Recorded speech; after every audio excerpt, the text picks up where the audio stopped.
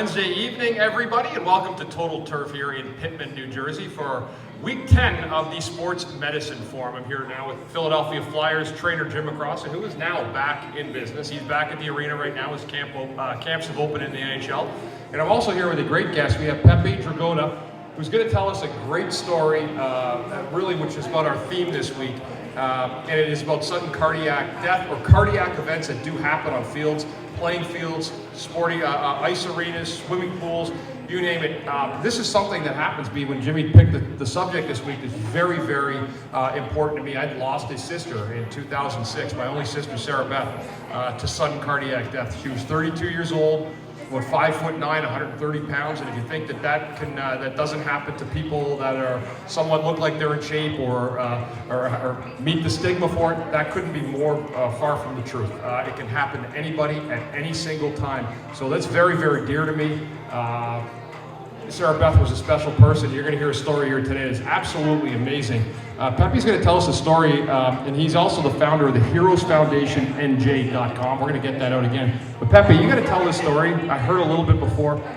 It's unbelievable, and I think it shows the true element of what humanity is all about, especially in how things come twofold. It comes full circle. Pepi, welcome to the show. Please tell us your story. It was in 2015. It was my son's last soccer practice of the season, and the coaches thought it'd be a wise idea to have parents against a kid's soccer game. We were about approximately 4 minutes into the game, and I collapsed. Everyone thought I'm the jokester of the parents and of the kids. Everybody thought I was just fooling around. One of the parents' fathers, who was a very close friend of mine, ran over and realized that I wasn't breathing, thought I was going into a seizure, and realized that I had zero pulse. So he yelled for help. His wife ran over. They started CPR on me immediately. Two other folks ran over. One was a New Jersey State Trooper. He pushed my friend off, and he started giving me CPR as well. And my daughter's soccer coach started giving me the mouth-to-mouth. By then, the ambulance got there. They had to shock me with a defibrillator 3 times, put me in a helicopter, flew me to Cooper Hospital. 6 bypasses later, an ice bath. I'm here to talk about it. I had a 6% chance of survival. Out of hospital, sudden cardiac arrest, you have 6% chance of survival. If there's an AED and bystanders, the no CPR, it goes up to 27%, 27 to 30% chance. Let me just ask you a question. I'm going to hand this back to Jimmy. I know you probably have some questions too. I guess the first one that comes to mind for me is, did you know this was happening? As you were going on, you're completely blacked out? I had no idea at all. Is that pretty normal, Jimmy, when you hear these stories, or are there cases where somebody actually has an idea of what is going on? No, it's pretty normal. I've been involved in a few, not on the ice, thank God. And but one, we had a young girl, 23 years old, came up and said she had chest pain, and we reminded her, and we had to send her to the hospital. Thank God she didn't go into a full cardiac arrest. I was also at a movie theater, and the gentleman behind me went into a full cardiac arrest. And just like the people that helped you, jumped over the back row, couldn't perform CPR right there because I had the alleyway there, or the aisleway. And then you start to get all the other people, hey, shut up, the movie's going on, right? And I'm saying, please, someone called 911, and everybody's yelling back, no, hey, shut up, get them outside. No, you can't do that. And that's the point that I wanted to make, is that you need more people who are willing, one, to learn CPR, right? And I know that you're an instructor, which is phenomenal. And I know that a lot of people have probably seen something like this, not just in healthcare clinics or Total Turf and all over the place. You name it, they're all over the place, airports, wherever. But do you know how to use this? Are you educated how to use this? And right over our right shoulders here on the fields, there must be 300 young kids practicing soccer. And God forbid what happens when one of those goes down, because it can happen. It can happen to young and it can happen to old. And are you prepared? And that's what my point is tonight, that the people that rescued Pepi, they were prepared, and they took actions, and that 6% right? That 6% held true until the ambulance came with the AED, then the percentages went up. But are you prepared? And that's what I want you to do. I want you to think about it, right? It doesn't take long. Pepi, how long does it take for somebody to take your course and to get certified in CPR? It's 3 to 4 hours. 3 to 4 hours, right? And you have like young ones at home or your mom and dad at home, it's well worth taking. Absolutely, it really is so critical with the CPR. I know that there's another completely different layer to this story, which is fascinating in its own right and actually amazing. I guess just going back to your story, was it how long after did you realize what had happened after the episode? And then tell us how you ended up starting with the Heroes Foundation, NJ.com, and why that happened. So it was roughly 3 days after that I found out that it happened. So what they do is they put you in an ice bath, and that preserves your brain. And then when I woke up out of that and I came out of the induced coma, my wife kept whispering to me, "You had a heart attack. You had a heart attack." And then she told me it was sudden cardiac arrest. That's why you didn't know. So the difference is with sudden cardiac arrest, that's your brain telling your heart to stop, right? It's an electrical function. Yeah. Where a heart attack, you may have symptoms, right? Like the girl, like maybe your arm hurts or you feel chest pains. I was just playing soccer, being a 39-year-old dad, running up and down the field, and I collapsed 4 minutes into it. Tell us, as we were saying, what something else happened to you after that? You were back on a field a few years after that?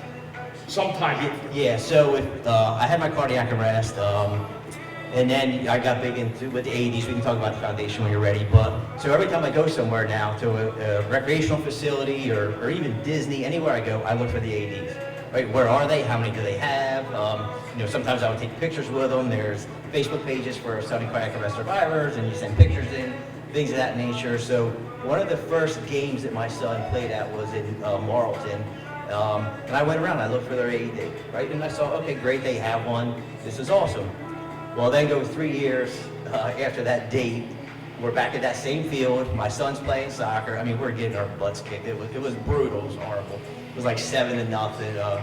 Referee was horrible, right? So it's always their fault. Always. And there was about 2 minutes left in the game, and I heard the mother say, "Somebody go help him. Pepi, go help him." I'm like, "What are you talking about? What?" Well, the referee's laying on the ground. So I hopped the fence, and I don't even remember hopping the fence. And ironically enough, one of the guys that gave me CPR, the state trooper, was next to me because our kids are on the same team.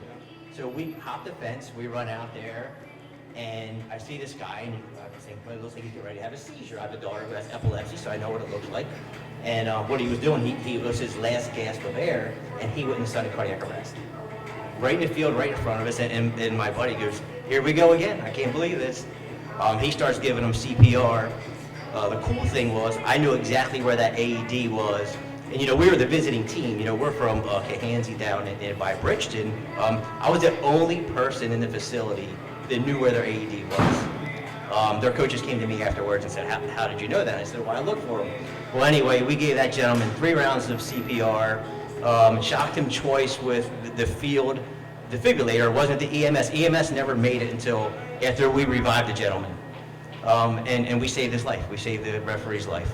He went and had 3 bypasses, and we're friends today. We talk on the holidays.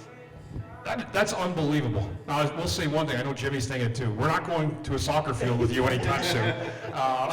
That goes without saying. Exactly. But really, I mean, what an unbelievable story. And I think we hear about Jimmy. Me and Jimmy were together for years with the Flyers, and we never really saw anything quite like that. And, even through all these diverse, big physical contests. So that's not the point. The point is that it can happen so easily, and you just don't know. I didn't know about my sister. She didn't know.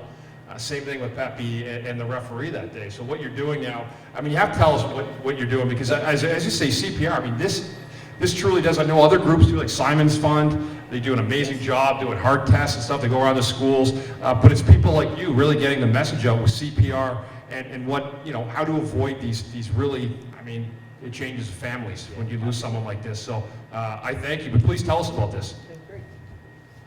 So when I first got out of the hospital, my friends wanted to have a benefit for me. They said, "Hey, let's have a benefit, help you pay your bills." I was fortunate, I had a very good boss. I didn't miss any paychecks. He took care of me. So I said, "No, I don't want a benefit. I don't want anyone's money." But then I thought about it a little bit more and more. I said, "You know what? Have the benefit, and I'm going to do something with all the money." I'm going to donate it all back to the youth sports. Well, I wasn't sure how I was going to donate it back to them at the time, but I wanted to give it back to the kids. I didn't want coaches to buy $100 jackets. Somehow it was going to go back to the kids. So they had the benefit for me, and that night of the benefit, I had already set up a scholarship fund, and I brought up the 4 people that gave me CPR, and I started the scholarship fund in their honor. So it was $1,000 to a local school for a student that was going to further their education in the nursing field, okay, or the medical field. It started off in the nursing field, and then it grew. I'll talk about that. So then that night, as I talked to them, and they all came up, and I explained what was happening, and I said that night, I decided what I'm going to do with the money. Whatever funds were raised tonight, I want to buy defibrillators and provide them to as many youth recreational facilities as possible, because the soccer field didn't have one where I was at, right? So we had to wait for the rescue squad. In a couple more minutes, who knows? I could have been brain dead. Maybe I wouldn't have made it at all. Who knows? Because when you go into sudden cardiac arrest, the only way to get a normal heartbeat again is to be shocked by a defibrillator, right? So the defibrillator actually will stop your heart 100% so it can restart. And a lot of people don't know that. They think they shock your heart and it starts your heart. It absolutely does not do that. It does the opposite. Yes. It totally stops your heart. So I handed out the defibrillators, and then the people that were a part of, to save my life, I called them my heroes. So we called it Heroes Scholarship. And they were like, that's pretty cool what you're doing with the defibrillators. Why don't we make this a little bit bigger? Why don't we do more? So we started a board. There's 13 of us, and we started Heroes Foundation NJ. We're a 501c, completely nonprofit. And in the last 5 years, we've donated over 100 AEDs and $25,000 in scholarships, all in South Jersey. And thank you. Really, thank you very much. Excellent. And we've expanded out with the AEDs. We, as long as we have the money, and you're a nonprofit, we just give it to you, pretty much, as long as we have the funds. You're doing some awesome stuff, Pepi, really. Jimmy, anything else for Pepi on our end? I mean, this is an incredible story, really. You really have defined giving back. Something happened to you, your life was spared, the grace of God, and you got a second chance and you gave back. And I think that's really what it's all about at the end of the day. Amazing stories, Pepi. We thank you so much, my friend. Happy New Year to you. Thank you. Thank you very much. Okay, we're going to be back because I know that Pepi is going to leave us. He's busy, but me and Jimmy are going to be back. We're going to talk about something that we know you all want to talk about. Flyers hockey. This guy's back to work. I'm not, but he is, and we'll talk about it shortly. For more information about the Heroes Foundation, visit heroesfoundationnj.com. Click the link in the description below the video and make your donation to save a life today. All right, we're back for round 2, and Pepi was just an unbelievable, just incredible stories to hear that, and him giving back. But that's the kind of stuff we love to hear, great human story, and people like that changing lives and making a difference is really special. So now changing lives and getting back to work has kind of been, this is really an odd time. So I'm not doing flyer stuff this year. Jimmy is. He's going to outlast me by a year, at least at this stage of our life. But and seriously, Jimmy, when you get back to it, I'm just thinking back at training camp, and it's a little different now, right? Like, when have you ever had training camp in early January? You're halfway through the season, pretty much, by about middle of January. Where are you right now with the players? You're the head guy over there. You're the big cheese in terms of injuries, getting guys healthy, keeping them healthy through the year. How has the first few days of camp been for you guys? It's actually been really good.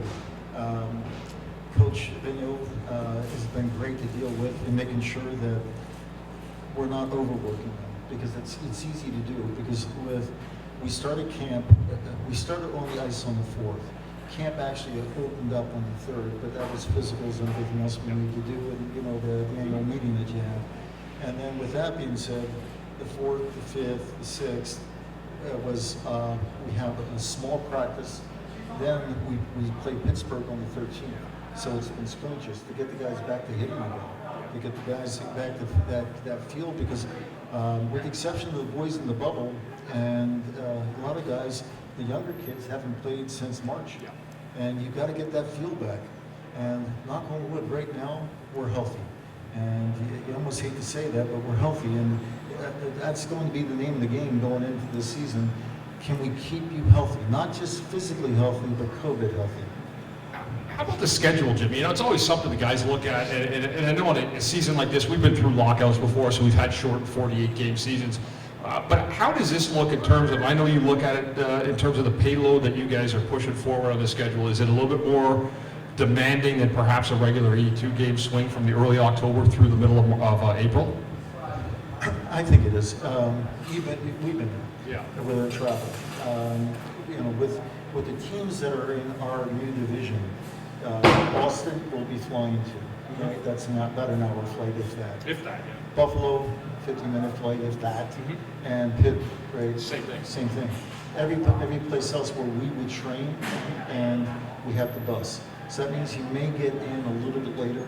Sleep's going to be, after all the years, I haven't found a way to sleep on that bus yet, right? And so there's sleep. I think is going to be a very powerful weapon for us. Rest is going to be a powerful weapon. And it's going to be a team effort from the medical staff to the performance staff to the coaching staff. And the players have to take some onus on themselves to keep themselves healthy. Because when we go up, well, we're playing Pitt at home, so we play them the 13th and 15th. But say that we're playing out in Pitt, that means you've got to eat everything at that hotel. The players can go out to visit a family member if they choose to, but everything's going to be, we're going to be secluded in that hotel. And, that's, at least we're going to be able to get out a little bit rather than the bubble, but it's the mindset, how it was to go out in camaraderie and go out for a bite to eat. It's not going to be there. Yeah, and I think the other thing too, just for me, just looking at what this season would look like outside of the actual training camp part, playing the same team 7 times over 56 games. I said to somebody last week, and again, it may be good for you that this is not the 1980s Patrick division, because I can assure you there would be some injuries if it were 56 games in 1982. Completely different animal. So you kind of take that. I know we've talked a little bit this year about how the hitting is down overall in the sport of hockey. Physicality is. So when you look at things like that, that has to be a bonus to you keeping guys off the medical table. I think it's huge. The playoffs, right? The playoffs are very physical. You can go through the season, that 82-game season we've both been through, but you hit the playoffs, it's a whole different animal. But we can go through a 56-game schedule, and the physicality is not as great as it once was. It's absolutely going to cut down on injuries. We go back 15 years ago, you can expect some injuries to happen because there's harder, that fourth line checking unit, third line checking unit, they're coming after you. They're coming after your skilled players, and you're going to have some injuries, or at least some fights. Yeah, yes, that did happen. I guess I'll finish up with this one question. And you got players coming back. What's the one injury you probably, I'm just going to guess, going back to my day, it never plagued me in my career, but the groin injury has to be number one, I would think, in terms of where you're at? Yeah, early. Yeah, early. I mean, early you're getting your muscles strained, your adductors strain your groins, hip flexors are tight, and no matter how much you practice, is that you can run all day. Yeah, and you can run all day, skate all day, but when the ice becomes sluggish, right, your hip flexors are going to get sore, your groins are going to get sore, your backs are going to get sore. That's what we're dealing with right now. Nothing that we can't handle. And the ice guys are trying to do the best they can, but you have two groups going, and it's churning up the ice pretty good. I'm going to ask one more question because it is a true fan question now. But one player who missed a lot last year, Nolan Patrick. How's Nolan look? You tell for Flyer fans, just from a standpoint of you seeing him. We haven't seen a lot of him.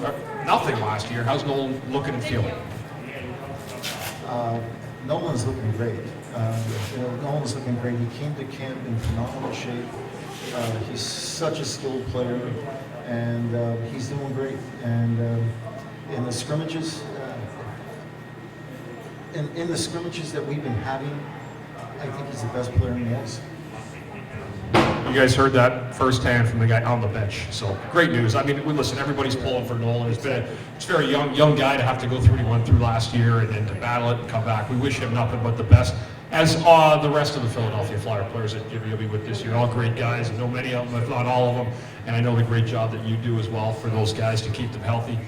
We wish you a healthy year, and the players and coaches and management as well. So, anything else you want to get to us?